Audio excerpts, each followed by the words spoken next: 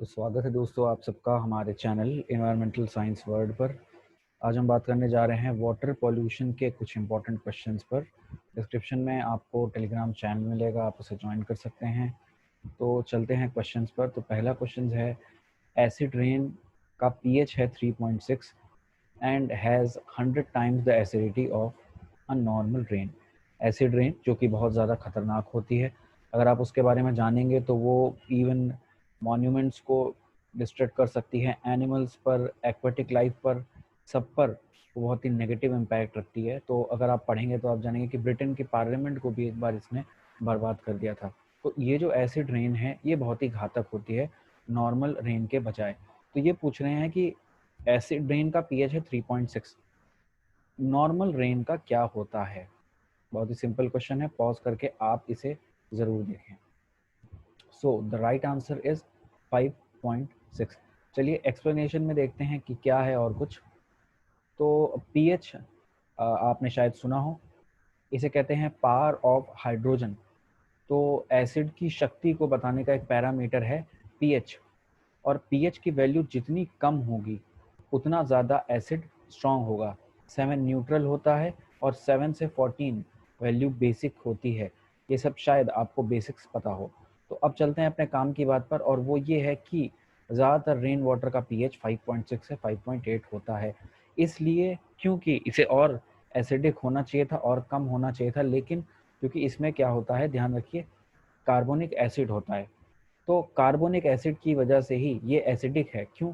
7 से नीचे है, और 7 से नीचे की चीज़ों को हम एसिडिक कहते हैं।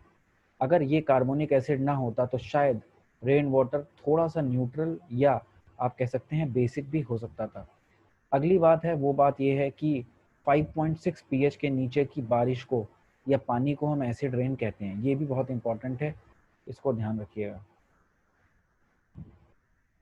अगली बात है, इनमें से कौन ऑर्गेनिजम्स हैं जो कि टॉलरेंट है सीवेज पॉल्यूशन के लिए।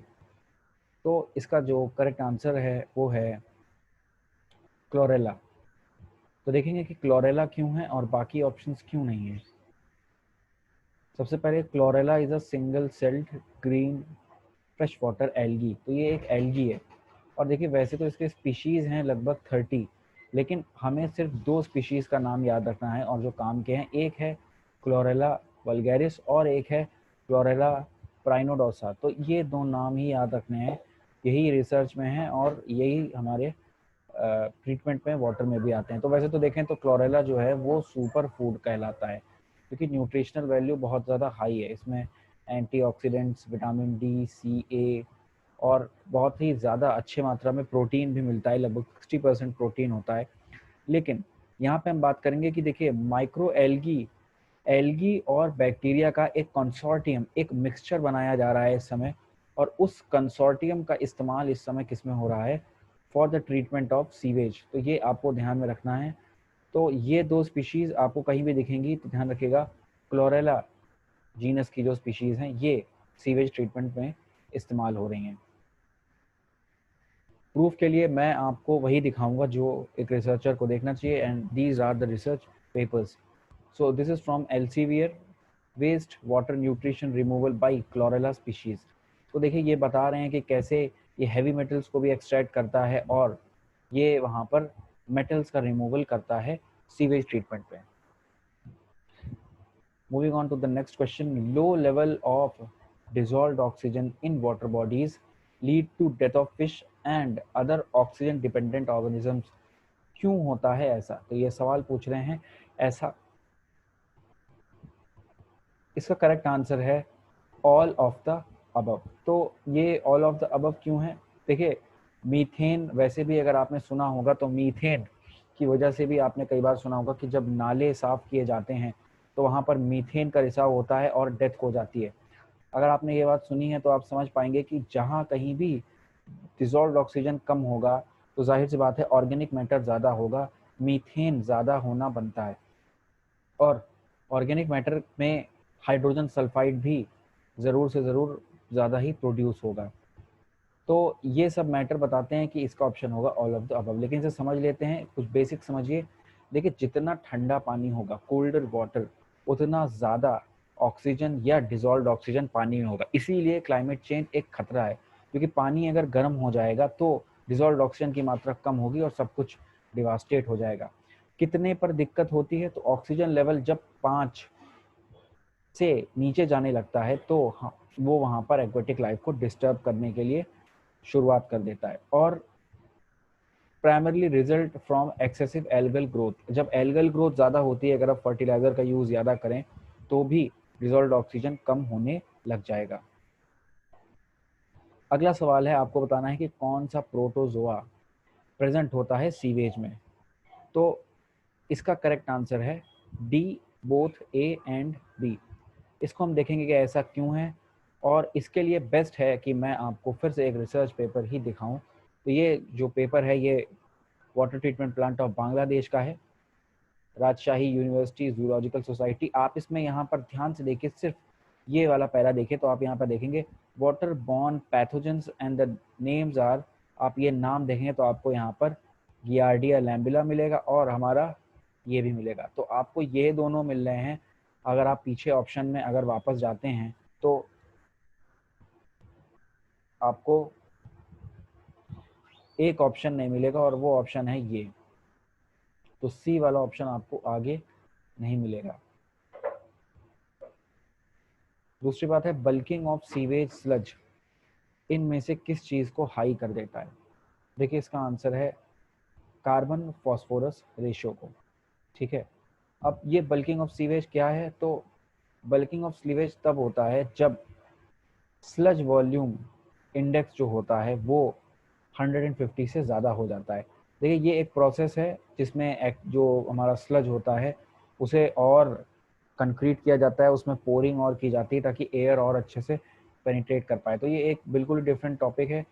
वेस्ट वाटर ट्रीटमेंट पे कभी हम फर्दर बात करेंगे तो इस पे बात करेंगे। कौन सा कोगुलेंट वेस्ट वाटर ट्रीटमेंट पे इस्तेमाल होता है? तो अगर आप इनमें से देखेंगे तो पोटेशियम और आर्सेनिक की तो कोई भी वायबिलिटी समझ में नहीं आती। एक ही ऑप्शन दिखता है और वो है एलम, फिटकरी जिसे हम कहते हैं। तो ये एक कोगुलेंट है, लेकिन अगर मैं आपको सही बात बताऊं तो देखिए जो सॉल्ट्स ऑफ एल्यूमिनियम है एंड फेरस है, या हम इसे फेरिक कहेंगे क्योंकि इसकी पावर यहाँ पे ऑक्सीडेशन नंबर 3 है, ये कोगुलेंट्स ही इस समय वेस्ट वाटर में इस्तेमाल हो रहे हैं। ये आपको ध्यान रखना है। और क्यों इस्तेमाल हो रहे हैं तो आप यहाँ पे पैरा में देख सकते हैं।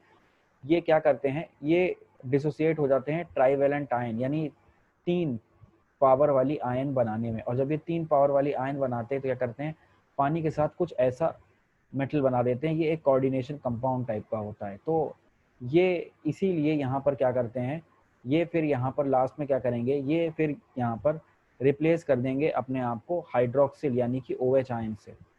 और ऐसे ही ये क्या करेंगे, ये कोगुलेशन अपनी करते रहेंगे। इससे एसोसिएटेड एक बात है जार टेस्ट, कोगुलेशन से संबंधित है। तो एक लेबोरेटरी प्रोसीजर होता है जिसमें कोगुलेशन या फ्लोकुलेशन को कुछ अलग अलग केमिकल डोसेस के द्वारा किया जाता है। क्योंकि ये एक जार में किया जाता है इसीलिए इसे जार टेस्ट कहते हैं। ऐसा कुछ भी नहीं है कि जार का कुछ और यहाँ पर मतलब है, सिर्फ जार का यूज है इसलिए इसे नॉर्मली हम जार टेस्ट कहते हैं। तो इसमें एक्चुअली में डोजेस पता लगाई जाती हैं केमिकल की, किस केमिकल को कितना डालने पर कोगुलेशन हो रहा है, और अंत में ये इस रिजल्ट पे पहुंचते हैं कि इसको इस्तेमाल करके इतनी पावर में कोगुलेशन ट्रीटमेंट में हो जाएगा। सीवेज ट्रीटमेंट की बात हो रही है। अगली बात है प्रेजेंस ऑफ सीवेज फंगस। ये एक नए टर्म है, ऐसे नए टर्म्स को आप नोट करिए और इनका मतलब भी देखते जाइए। सीवेज फंगस का प्रेजेंस क्या वाटर बॉडी में इंडिकेट करेगा? तो यहाँ पे सही आंसर है C, both A and B, organic pollutant और इनऑर्गेनिक पॉल्यूटेंट दोनों को। ऐसा क्यों है,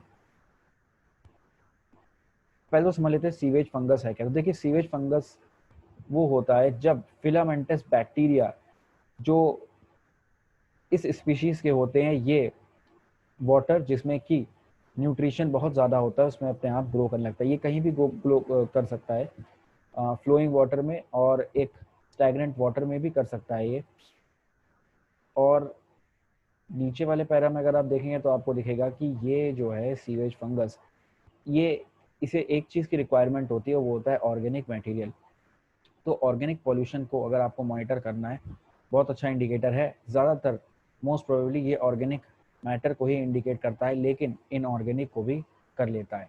तो इसीलिए आंसर हुआ ए और बी दोनों। Thank you and have a nice day.